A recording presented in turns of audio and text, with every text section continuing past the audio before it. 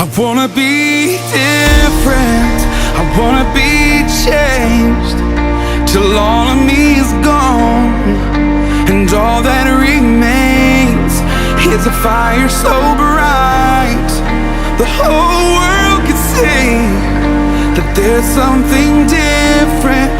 So come and be different in me. Hi everybody, this is LaTanya from Different.Changed. I am so happy to see you guys again. This is a really informal video. I'm kind of in my bed right now, just relaxing. I have on my Hey Sis t-shirt, so shout out to that group. I love my Hey Sis t-shirt. It happens to have my favorite color, purple, on it, and so just wanted to acknowledge that group for sure. Also, I wanted to come and talk to you guys about a serious topic. The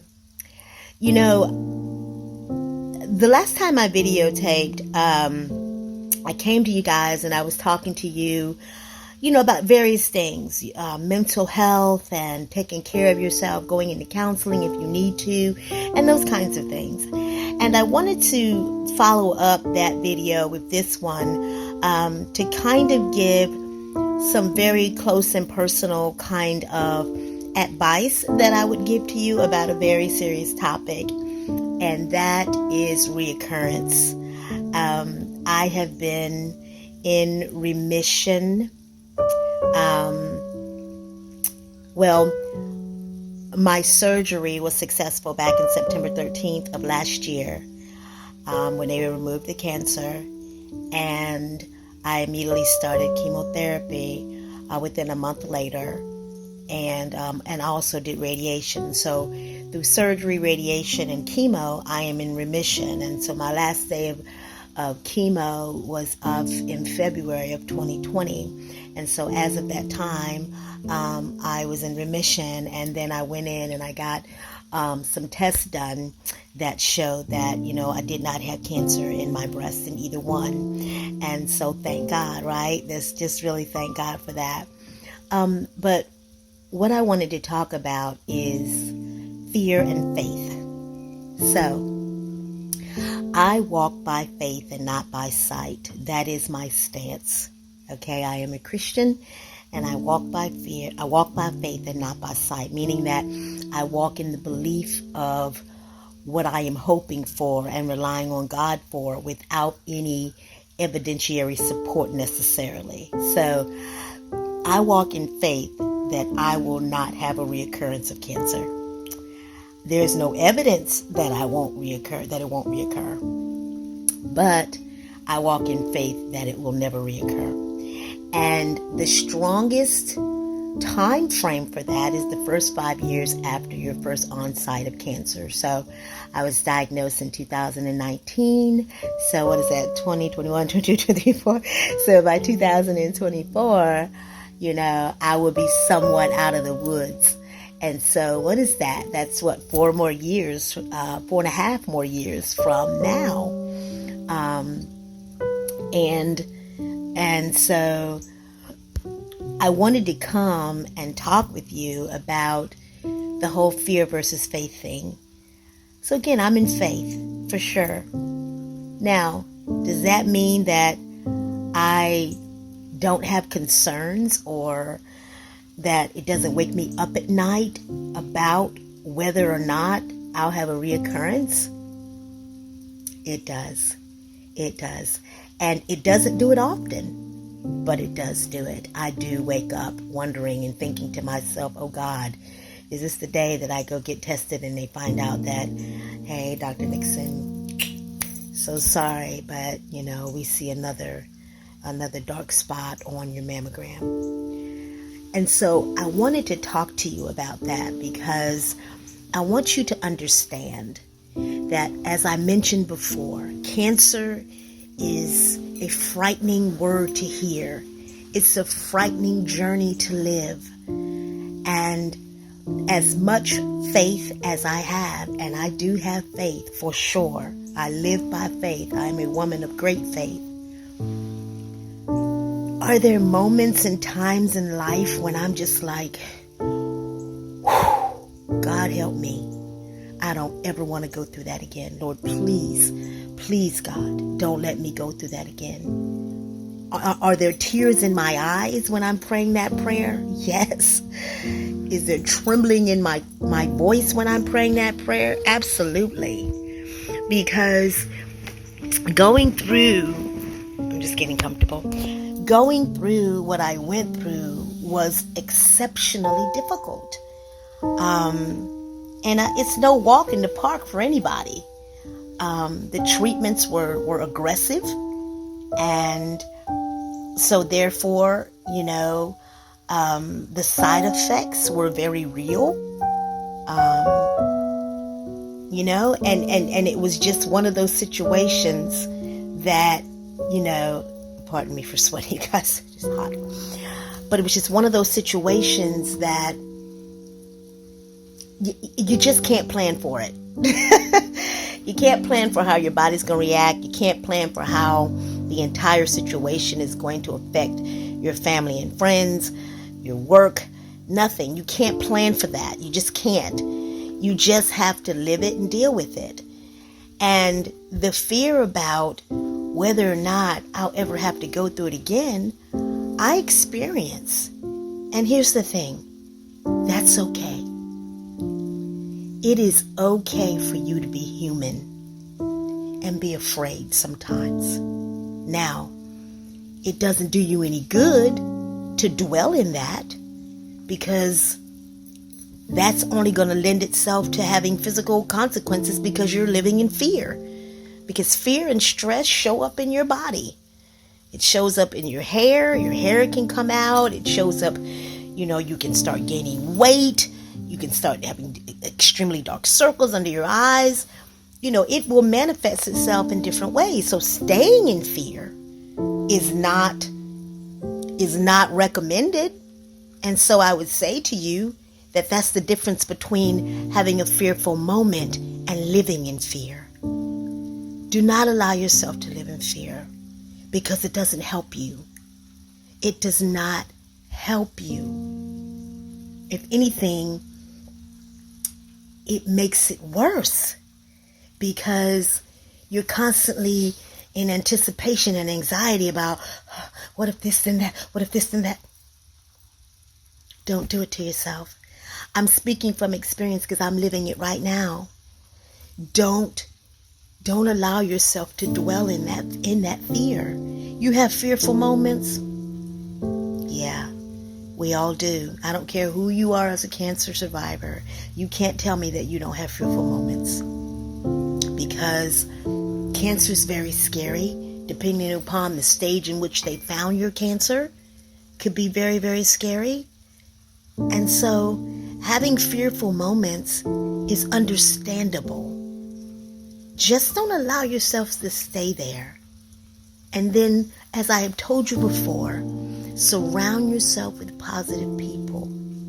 People who genuinely love you, unconditionally love you, and are not wishy-washy and up and down and in and out of your life. That is an undue and unnecessary stress. Don't have those people in your life. And as I told you before, eat well and exercise. That will help you with your clarity of thought. But you will have moments of fear. But don't live in fear. Live in faith. Live in faith that the best years of your life are yet to be lived. Live in faith that you'll have all the love and support and kindness that you'll ever need. Live in faith that you will, as a result of your experiences, impact people's lives. That's why I made this YouTube channel, because I wanted to impact people's lives. I wanted to be able to, on a broader scale, touch people with my situation. I wanted to be able to show them that you can live in spite of what the diagnosis on the paper says. You can live in spite of the pain that you might be feeling. You can live in spite of the changes that you have to go through. You can. And so I did not want the video to be extra long today, but I did want to come and say to you the difference between fear and faith, and that you will experience them both, but you determine which one you live in. Live in faith. Allow yourself to experience fearful moments and then cast them down and live in faith. I'm telling you, if you take on that stance, you will begin to enjoy the little things in life that you may not have even paid attention to. You'll be able to reevaluate the friendships and the relationships in your life that once caused you grief and unnecessary pain. I'll give you an example. Me and my daughter, my youngest daughter, my daughter Jada, just the sweetest, most wonderful young lady ever. But we went through a season. That from probably 11 till about 13, almost 14, that we were at odds with each other. Lord have mercy. We were having problems. Okay, we were not getting along. My expectations were not being met on the basic things of life. And I guess my expectations were a little bit much for her to try to meet, just based on her stance and where she was mentally in life. And so we were having major problems. We really were. But this experience has caused me to reevaluate my relationship with my daughter and caused me to see, is this really worth this argument? And not that I'm going to argue with my daughter a whole lot, because I'm still the parent, she's still the child. But is this thing that I'm upset about or disappointed with or whatever, is it really worth me having to chastise her about it? Is it really worth me, certain things, yes. Your children should have expectations that they must meet in the home, chores and other things that they must meet, no doubt. But certain things that were getting on my nerves or driving me crazy, in the scheme of things, where I'm at in my life right now, is it really worth me having that dialogue with her? Really? Is it really worth that? And when I begin to find that some of that stuff was just not worth it, people. And when I begin to redefine and begin to talk to Jada and spend more time with her and explain myself better to her and not scream and holler and fuss, our relationship changed. And now, me and Jada, we have a ball. We have an absolute ball. Our life has changed. Our relationships outside of us, the two of us, have changed. And even those things have caused us to be closer. And so my relationship with my daughter is a better relationship. You know what I mean? And so you begin to really just redefine the things in life that really matter. The people in life that really matter. That's why it's so important to get rid of negative people in your life. Or get rid of people in your life that cause you negative situations. Or whatever it is. You have to reevaluate it, because it begins to be, you know what? I got too much living to do to be bothered with this foolishness. That person, that so-called friend, or whoever it is, they're not worth it, honey. Let them go. For real. And not that you let friends go that are meaningful and you just have, a bad day with that friend or an argument or a disagreement. That's different. But when their very presence in your life causes you stress, or their lack of presence where you expect them to be more present causes you stress, let them go. Things and people and situations that used to be so important to you, like, oh my God, just bigger than life, you begin to redefine it. And so That's why you have to live. You have to live in faith and not in fear, because you don't have time. You don't have time for it. Life is for the living and death is for the dead. And you don't have time. You don't have time. You've got living to do. You've got places to travel to that you've never been to. That's why I can't wait till this pandemic lifts. Woo.